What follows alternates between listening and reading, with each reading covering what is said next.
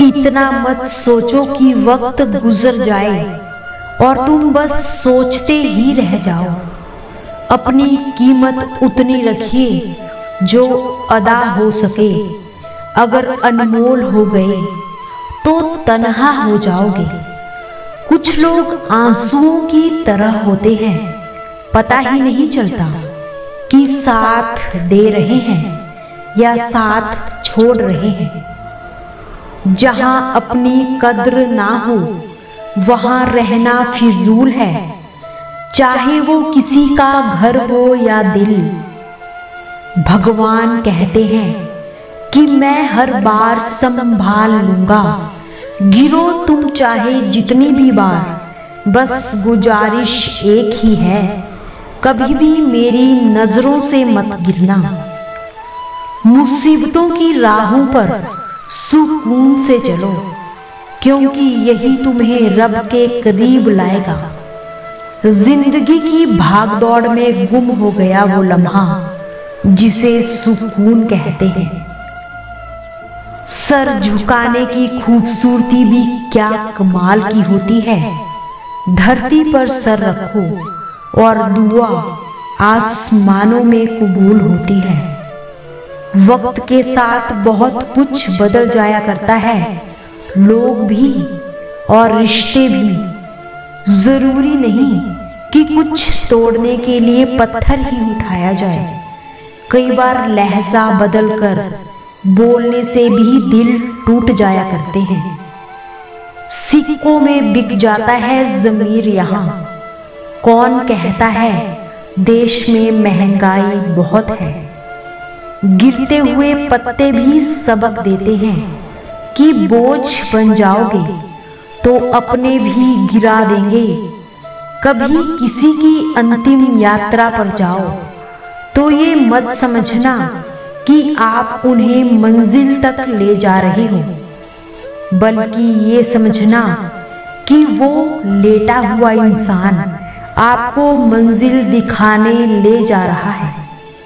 जिंदगी बहुत ही कीमती है, इसे प्यार से जियो। बस हर रोज इतना काम करो कि गम को डिलीट किया जाए, खुशियों को सेव किया जाए, रिश्तों को रिचार्ज किया जाए और दोस्ती को डाउनलोड किया जाए। वक्त की मार से गुजर रहे हो, घबराओ मत, तुम निखर रहे हो। अगर आपको जीवन में कुछ करना है तो धैर्य का साथ कभी भी मत छोड़ना। शांत हो जाओ, धीमे हो जाओ, चिंता मत करो। जीवन की प्रक्रिया पर भरोसा रखो। जल्दबाजी का कोई अर्थ नहीं होता। जीवन में हर चीज को एक प्रक्रिया से गुजरना पड़ता है और पौधों पर फूल तभी आएगा जब उसका समय होगा। पेड़ भी फल तभी देंगे जब उन फलों का समय होगा। कुछ करना चाहते हो जीवन में और ये सोच रखते हो कि जब परिस्थिति अनुकूल होगी तभी करेंगे, तो ऐसा कभी भी नहीं होगा। लोग ताने देंगे, असफल हो जाओगे, कोई बात नहीं। घर की समस्या है, पैसों की समस्या है, कोई बात नहीं। ये सब जीवन की परंपरा है। ऐसी ही परिस्थिति से सामना करके सफलता हासिल करनी होगी। चीजें कभी भी आसानी से नहीं मिलती। आज तक जो इंसान सूरज की तरह चमक रहा है वो सूरज की तरह जला भी तो होगा। बांसुरी से किसी ने कहा, अरे बांसुरी क्या किस्मत है तेरी, कितना मधुर संगीत निकलता है तेरे भीतर से। बांसुरी ने कहा, नहीं, मैं तो बांस के झुंड में चुपचाप पड़ी थी। एक भले की दृष्टि मुझ पर पड़ी, बस फिर क्या था, उसने मुझे मेरे समूह से अलग कर दिया। बहुत पीड़ा हुई थी, पर वो तो पीड़ा की शुरुआत थी।